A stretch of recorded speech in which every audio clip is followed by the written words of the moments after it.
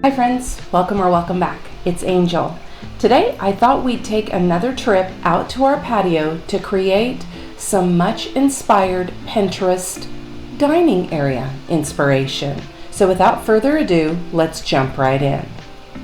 I've been loving all of these images of these beautiful outdoor seating areas for al fresco dining, and that's something that we enjoy living here in Florida, not particularly right now in the dead heat of summer, but more toward the fall. So I headed off to Facebook Marketplace and found this gem for $35. I was able to get it purchased for $30, and I thought that it would be exactly what we needed for our DIY. The first thing I wanted to do was try to continue and incorporate the same materials that we'd started on our patio. If you've watched our summer patio refresh with all secondhand items, you know that we have a lot of black wrought iron. So I wanted to continue with that color for flow and connectivity, as well as continue with the wicker look PVC furniture that we found in our Facebook Marketplace sectional. So this table definitely fit that bill. It had both a little bit of aluminum, which looked to be metal, and it had that same black-brown PVC wicker look.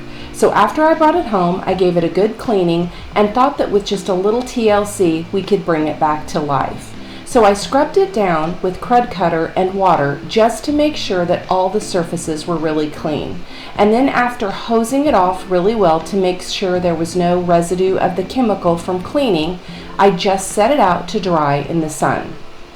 Now, because this particular patio set had been in the sun, the top was very porous and had oxidized and lost its wood look texture, if you will. So I thought that that gave us an excellent opportunity to introduce a little bit of wood look.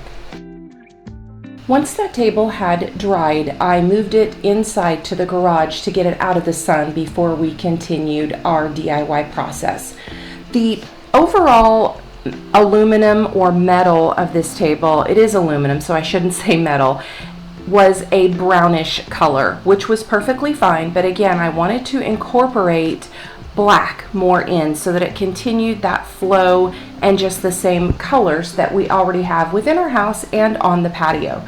So I simply used an Allen wrench to just remove 4 screws from these braces or brackets. Now this table is all aluminum, which is great for being outside in Florida. That inhibits rust, but it also allows me to add paint to it to give it more of that same color of the wrought iron texture. I used the exact same Rust-Oleum black spray paint that I had used on all of our other existing furniture and just gave these 2 quick coats of black spray paint. So then I moved on to working with the perimeter of this table. I'll show you in some footage a little later that the perimeter of the table had originally had the same finish as the top, kind of a faux wood grain look. But again, I'm trying to bring more of that black in. So since we have the legs underneath being black, I decided to paint that perimeter band around the table that same black. So here's a little tip. This paper that I'm using, I always save the shipping paper that comes in my Walmart packages or any other deliveries that I get. This is perfect paper to use for DIY projects, for painting or taping things off. So this particular day, I had gotten a Walmart delivery and voila, the paper was literally the perfect size to cover this table. So I just taped it off, covering the portion of the top that I want to do the faux wood look on and leaving that perimeter banding exposed so that I can spray paint it as well. So this is what that faux finish looks like around the perimeter as well as the top. You can see that it was a wood grain look, but just because of the oxidation and fading from the sun, it almost just has a taupe color look to it. So I moved that table back out again onto the driveway and just gave it 2 good coats of the same Rust-Oleum black spray paint. Now, kind of a disclaimer, this metal, again, was very porous on the surface, so it did not require me to sand it. But I would recommend that if it still has any type of a slick finish to it at all, that you do give it a light scuff sand to ensure that your paint sticks appropriately, or use a metal etching primer. So as soon as I got that all dried, I brought it back into the garage again and removed the paper, and you can see here what I was talking about. The perimeter around that top now is going to match the underside of the legs and just incorporate that black that will also be used in the chairs. So now the fun part, giving our top a little glow up. I decided, because I wanted to keep that wood faux finish, to use a gel stain in the color Hickory. I already had this on hand. You've seen me use it before, but I love this product. So what I'm doing here is I am simply putting it on with a foam brush. Now typically I will put this on with a roller or a bristle brush, but because these slats had space between them, I wanted to be able to take that foam brush and get down in between those so that you didn't see that taupe color coming through the top. And what I do is I simply sponge brush this gel stain on, and then you see I'm switching to a bristle brush, and this is where I am lifting off, for lack of a better term, some of the excess stain, and this is what gives me that wood grain look. So I just continue that process of simply putting it on with the sponge or foam paintbrush and then giving myself that wood grain look. So here's a lesson learned for me. As you can see here, I have not taped off the perimeter that we painted black. As I was moving along, in hindsight, I wish I would have retaped off that black that we just spray painted. And the reason is because as I am giving myself those wood grain lines with the bristle brush, I'm really not able to keep a full extended stroke. And what I mean by that is, as I get up close to that perimeter, I'm trying to keep that gel stain off of the black, and because I inadvertently didn't think about that and didn't tape it off, I'm getting the gel stain if I get too close, and I can't give myself a long, consistent stroke with that bristle brush to make these boards look as though they are one continuous piece. So if you attempt to do this, or you do it on your own patio table or something else, to get that long continuous stroke, make sure that you reapply frog tape or painter's tape to any area so that you can brush right over that with your existing stain and keep that consistent flow of the line. And you'll see a little bit later, because when I put the top coat on this, I gained that knowledge here by my own mistake, and I do tape off the perimeter. So we'll talk about that again. But I just continue this process, and you can see it goes relatively quickly, and I just keep putting it on and then lifting off and dabbing the excess off of my bristle brush onto a rag. So now you can see that I have the entire table covered, and I wanted to give you this angle of view too. If you get too much stain on your table, or it's too dark, or it looks splotchy, don't worry, you can add more stain and then lift it off. Here I am blending in some strokes. It was very hot this day, so for me the work time of my gel stain was a little bit shorter than normal.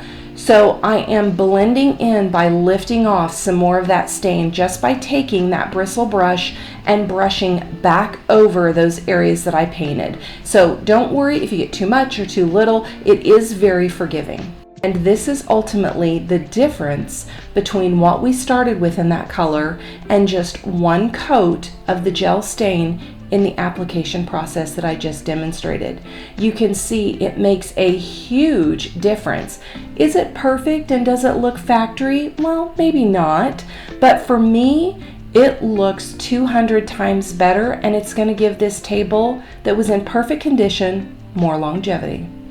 Now this next step is optional. I would say that it is mandatory if it is going to be outside in the brutal sun like it is here in Florida. I am adding on a polyacrylic top coating over my gel stain. Now here's something to remember. I used an oil base gel stain, so therefore I want to use an oil base top coat.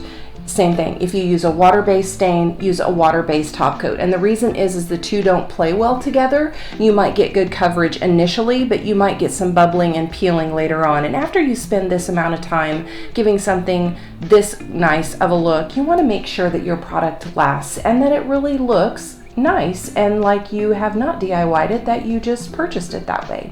So all I'm doing here is using a bristle brush and quickly brushing on my first top coat. Now I'm not too worried about some of the brush strokes that you'll see here, because once this dries, I'm going to give it a scuff sand and then we're going to give it a second top coat. So for my scuff sanding process, I just used a sanding block from Dollar Tree. Now you can see, don't be alarmed, because when I began DIYing and I did this the first time, I thought I had ruined my top coat. You haven't. As you scuff sand, you will see this white dusty film appear on the top. And when you wipe it off, sometimes you can still see kind of a haze, if you will, on your acrylic top coat. That's perfectly normal. That is just where the sanding block is obviously leveling out your poly top coat, and it is just opening up the pores of that a little bit so that when you put that second coat on, it really levels out and looks smooth and nice. So don't be alarmed by that. I took maybe 3 minutes, gave this a quick scuff sand, and then I used a microfiber cloth to make sure that I get all of the dust off the top, and then you're ready to add your next coat. So this is the process I mentioned earlier. I wish before I had painted my faux wood treatment on that I would have taped off this perimeter that I'm doing right now, simply because it would have allowed me to have those full line of brush strokes all the way to make it look like one solid wood plank. Wasn't a deal breaker, but I figure if you guys are going to do it, I want you to have a heads up. That's why I'm sharing this, so that you can have it exactly perfect. So before I put the final coat of the polyacrylic on, I learned and I did this. I wanted to make sure that that final coat of polyacrylic, when I rolled it on with a sponge roller, that I could get one full long stroke on my finish coat. So you'll start to see that when I brush it on, roll it on, I roll it on here and I'm getting close to those edges. But then you're going to notice as we move along, once I get that whole table done, I'm going to use full long strokes to ensure that there are no stop or starting points within the polyacrylic. You don't really notice it, but I notice it, and I'm sure if you are an avid DIYer, we're pretty critical of our own work. And so I wanted to make sure that as we were using this and people were sitting at the table, it wasn't obvious or evident that this table had been completely redone, repainted, and restained, but that it was just new. And you can see here, this is what I'm talking about. It allows me to roll clear to the ends right over that tape, and it also ensures that I get it sealed all the way to the edges. So once that had dried, voila, it was time to move it out to the patio.